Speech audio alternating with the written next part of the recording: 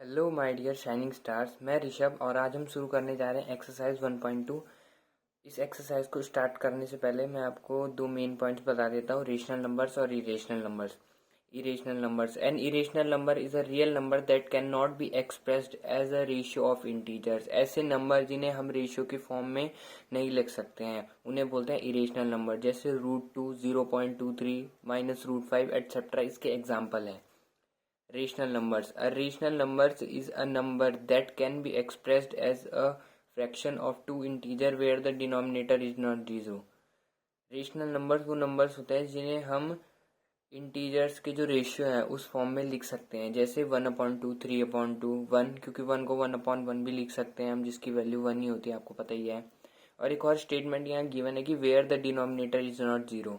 उसका डिनोमिनेटर मतलब नीचे का जो पार्ट है वो कभी भी 0 नहीं हो सकता है, क्योंकि अगर वो 0 हो जाएगा तो वो नॉट डिफाइंड हो जाएगा।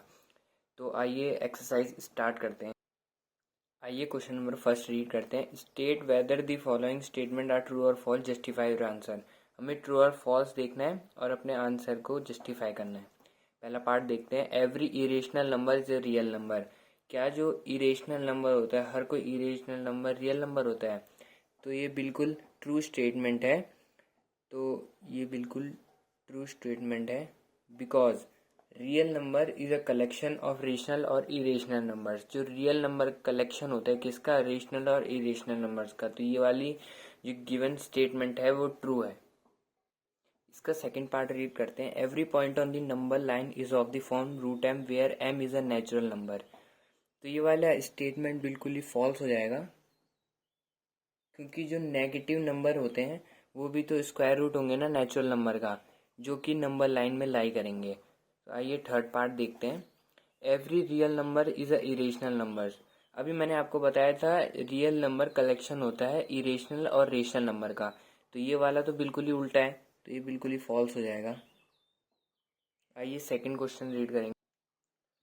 Are the square root of all positive integer irrational? If not, give an example of the square root of the number that is a rational number. इसका कहने का मतलब ये है, जो स्क्वायर रूट होता है पॉजिटिव इंटीजर का, क्या वो इरेशनल होता है? तो ये हर जगह तो सही नहीं है, क्योंकि जैसे हम अगर √4 की बात करें तो इसकी वैल्यू 2 होती है, जो कि एक रेशनल नंबर है। रेशनल नंबर तो ये इस गिवन जो स्टेटमेंट है उसको तो सेटिस्फाई करता नहीं है, क्योंकि √4 की वैल्यू 2 है, जो कि एक रेशनल नंबर है। If not give an example, हाँ एग्जाम्पल तो ये हमने दे ही दिया है, √4 की वैल्यू 2 जो कि एक रेशनल नंबर है। और बाकी भी होते हैं, जैसे रूट आपको 16 की वैल्यू 4 होती है, √9 की वैल्यू आपने क्लास 8th में पढ़ा ही होगा, चैप्टर नंबर 8 रूट्स वाला था, उसमें आपने पढ़ा ही होगा, इसकी वैल्यू 3 होती है। तो ये वाला गिवन स्टेटमेंट को सेटिस्फाई नहीं करता है। ये कुछ कुछ सेटिस्फाई, जैसे √3 हो गया, √3 की वैल्यू तो आपकी इरेशनल ही होती है ना, जो किसी भी पॉजिटिव इंटीजर का इरेशनल निकल जाता है। पर ये हर किसी नंबर पे सेटिस्फाई नहीं करता है जो एक परमानेंट स्क्वायर रूट होता है किसी भी पॉजिटिव इंटीजर का। थर्ड क्वेश्चन रीड करते हैं आइए। थर्ड क्वेश्चन हमारे पास ये है। Show how √5 can be represented on the number line. √5 को हमें नंबर लाइन पे बताना है कि कहाँ पे लाई करेगा। ये एक नंबर लाइन है, ये 0, ये पॉजिटिव इंटीजर्स 1 2 3। पहले इस क्वेश्चन को करने से पहले हमें पाइथागोरस थ्योरम का जो इस्तेमाल है वो करना आना चाहिए। ये राइट एंगल ट्राइंगल है, बता दूं, यहाँ पे एक 90 डिग्री होता है, और ये बेस, ये हाइपोटेन्यूज, और ये परपेंडिकुलर। तो जो पाइथागोरस थ्योरम होती है, पाइथागोरस थ्योरम, वो ये कहती है जो हाइपोटेन्यूज का स्क्वायर होता है वो परपेंडिकुलर का स्क्वायर प्लस बेस के स्क्वायर के इक्वल होता है। तो √5 को हम लिख सकते हैं 1 + 4 in under root. √5 equals to 1 को हम 1 का स्क्वायर लिख सकते हैं, और 4 को 2 का स्क्वायर। तो यहाँ से हमें पता चल रहा है हाइपोटेन्यूज की वैल्यू √5, बेस की वैल्यू 2, और जो हमारा परपेंडिकुलर है उसकी वैल्यू हमें 1 लेनी पड़ेगी। तो यहाँ से यहाँ तक की वैल्यू तो हमें 2 लेनी पड़ेगी, यहाँ से ऊपर की जो वैल्यू है वो हमें 1 लेनी पड़ेगी। तो हम इसके लिए हमें डी का इस्तेमाल करना पड़ेगा।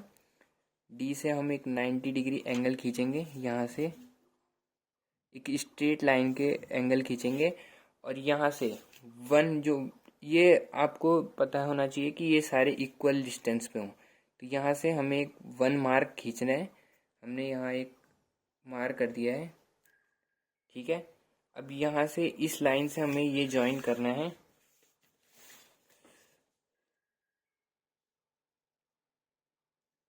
मैं आपको ज्वाइन करके बता दूं, ये मैंने यहाँ से यहाँ तक का ज्वाइन कर दिया है। अब इसको यहाँ से अगर आप मेज़र करोगे यहाँ तक, तो यहाँ से यहाँ तक की जो वैल्यू है, अगर हम यहाँ से यहाँ तक लेंगे तो यहाँ पे कुछ आएगी, तो यहीं पे जो √5 है वो लाई करेगा, √5 यहाँ पे लाई करेगा। तो इसको हम ऐसे रिप्रेजेंट कर सकते हैं √5 को नंबर लाइन में। चौथा क्वेश्चन मैं इसलिए नहीं करा रहा हूँ क्योंकि वो एक क्लास एक्टिविटी है। तो thank you for watching my video. Please like, share and comment करना प्लीज़।